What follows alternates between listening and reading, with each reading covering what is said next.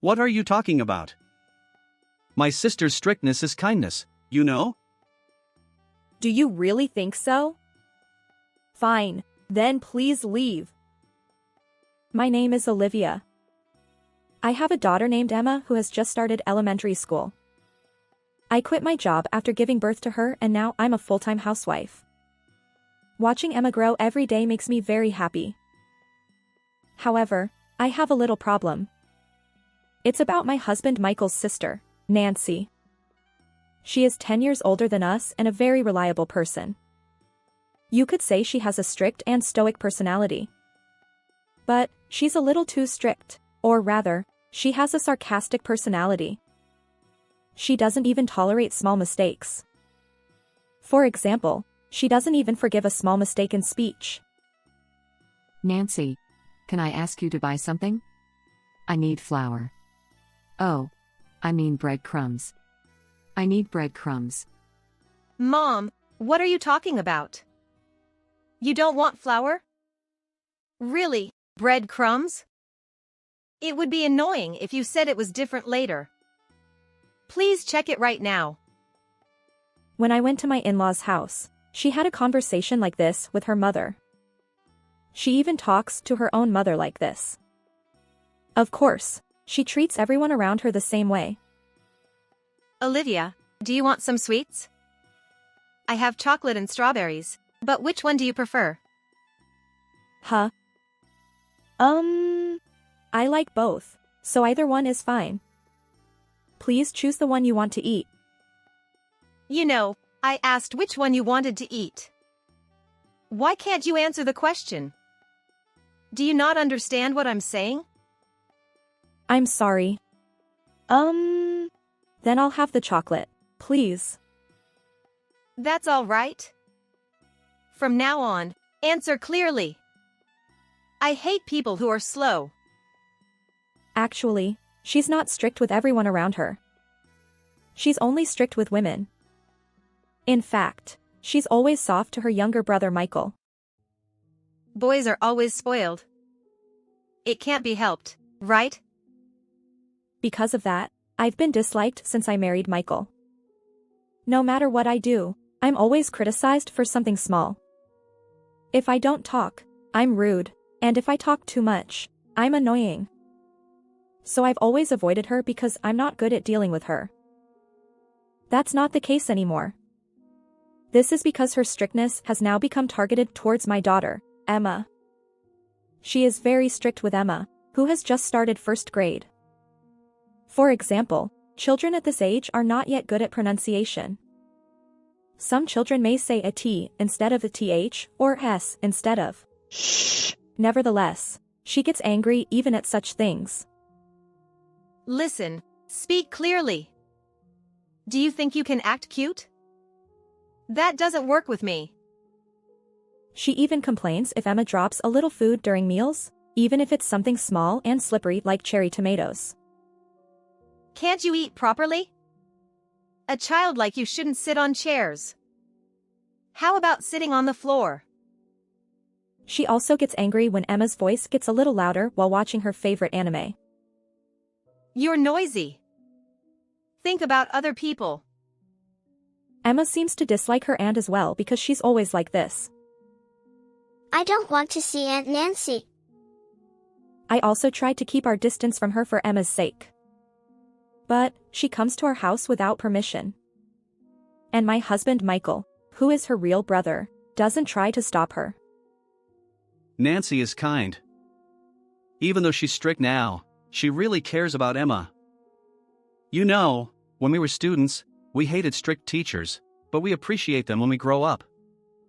It's the same thing. But she is too strict. I think it's too much for Emma's age. I feel sorry for Emma. That's not true. Maybe you're too soft on Emma. Maybe you should discipline her more strictly? Why would you say that? Emma is obedient and a good girl. Are you sure? Emma must be really bad if Nancy gets angry.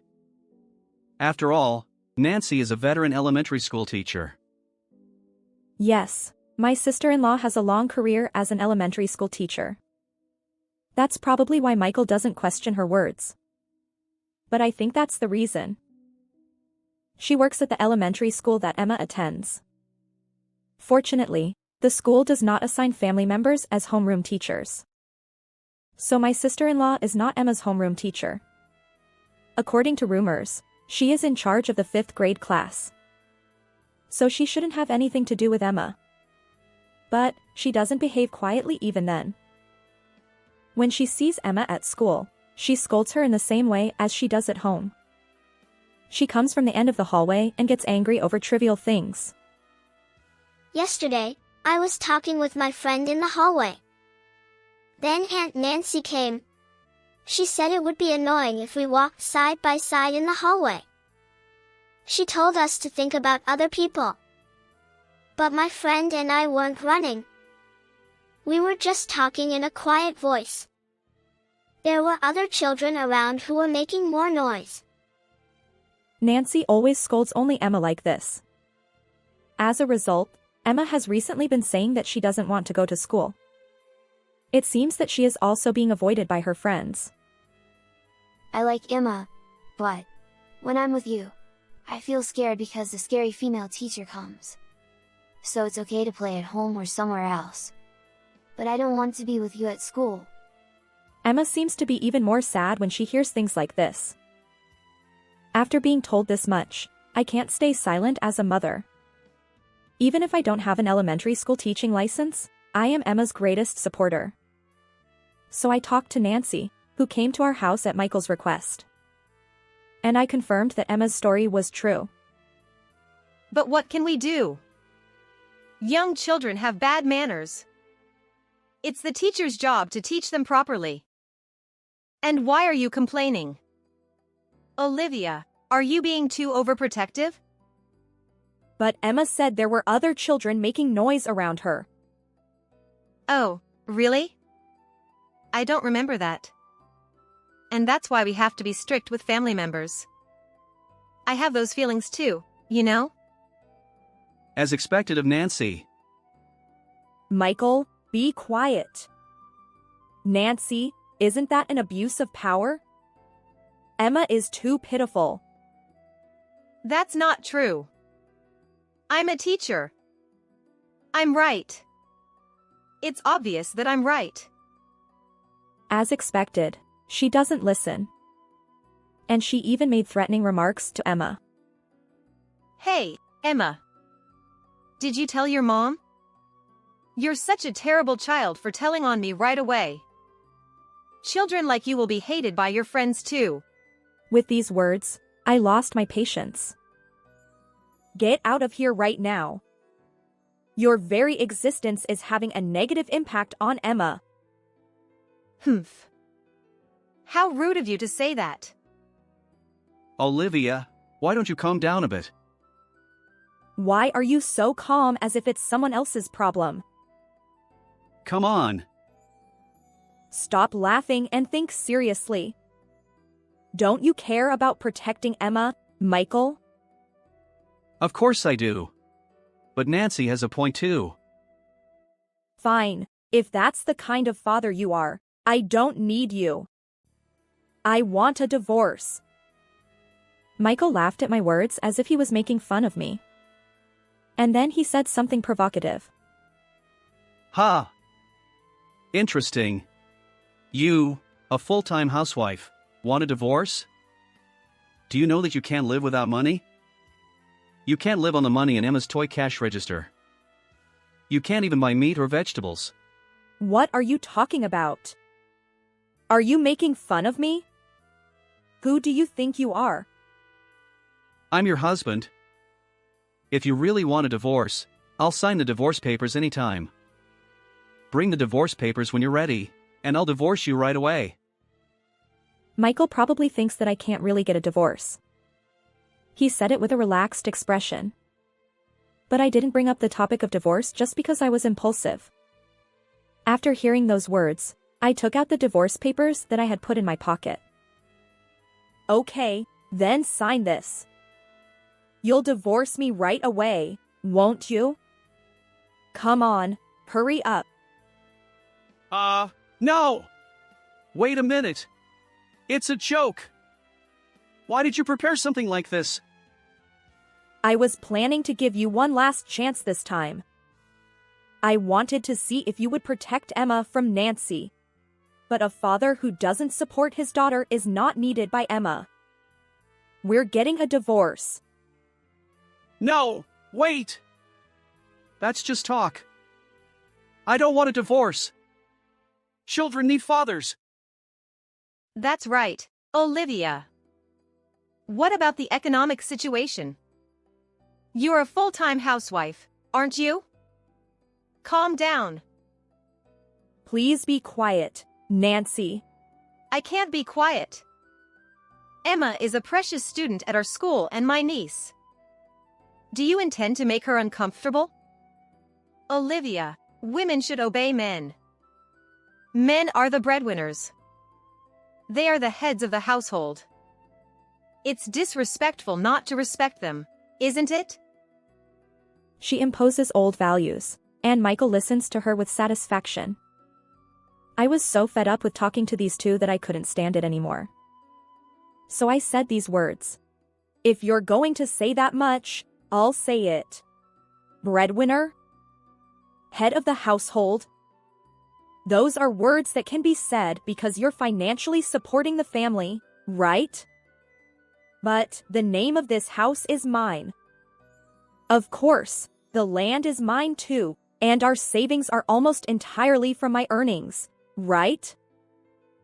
This is a true story. Even though I'm a full-time housewife now, I used to be a surgeon before giving birth. And to be honest, I worked at a pretty big hospital.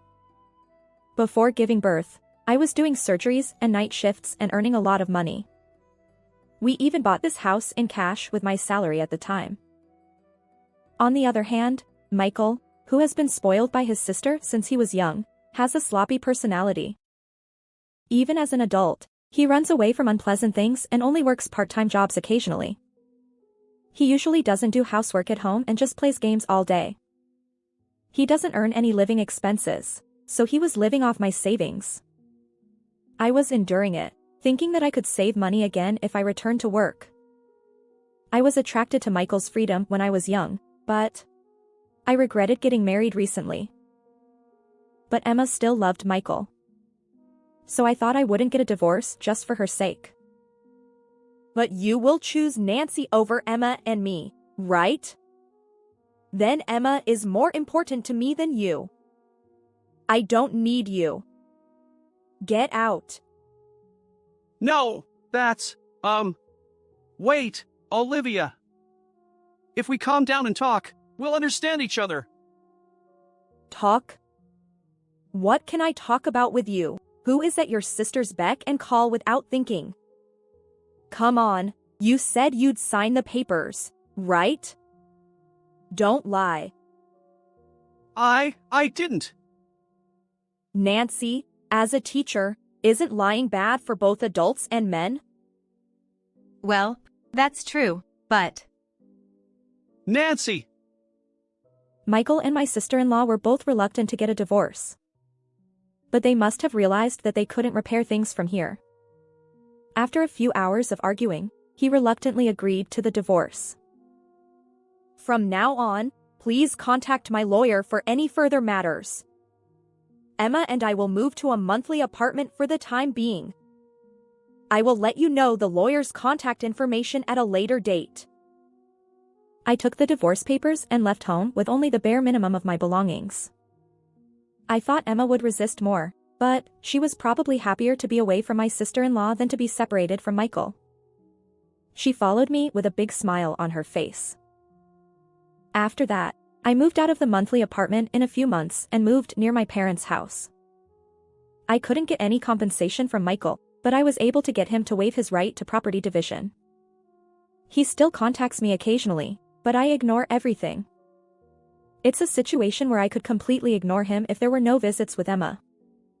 Anyway, I was able to improve the environment for raising my child by moving near my parents' house. And luckily, there was a vacancy in the surgery department of a nearby large hospital, so I was able to return to work. My parents helped me with night shifts. I'm really grateful. The only regret was that I had to transfer Emma to a new school due to the move. She had just gotten used to the school after a few months of enrollment. But to my surprise, Emma quickly adapted to the new school. I miss my friends, but I'm happy that Aunt Nancy isn't at school. I've made new friends and it's really fun. She says this every day and goes to school happily. In fact, she seems to have made quite a few new friends, so there's no need to worry too much. The most important thing is that Emma can enjoy her daily life. As for Nancy, I reported her to the school. I told them about how she treats Emma at home and what Emma told me about school. Then I found out something surprising. She is a teacher who is criticized for favoring male students. Apparently, there were complaints almost every week in the class she was in charge of. I heard from my daughter that she's only kind to male students. Why do you send my daughter to the hallway when she forgets her homework? Is it true that you only say it's okay, but please remember to bring it next time to male students? Is it true that you give jelly from the school lunch to male students only?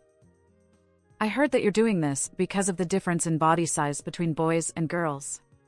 But aren't girls bigger than boys in upper elementary school? This is clearly favoritism, isn't it? She was already being criticized like this. Of course, not only parents of female students but also parents of male students had a bad reputation. It's difficult even if you're overly kind. Can't you respond firmly as a teacher? My child said it's unpleasant to see you being strict only with female students. It's bad for children's education, so please change the homeroom teacher. Because she was such a teacher, it seems that she will not be the homeroom teacher for 6th graders next year. I heard that she will be transferred somewhere when the transfer period comes. After divorcing me and losing his income, Michael seems to be struggling. He says strange things when we meet regularly. Please come back to me. I can't say that now. But can you support me with money? Yeah, $2,000 a month is fine.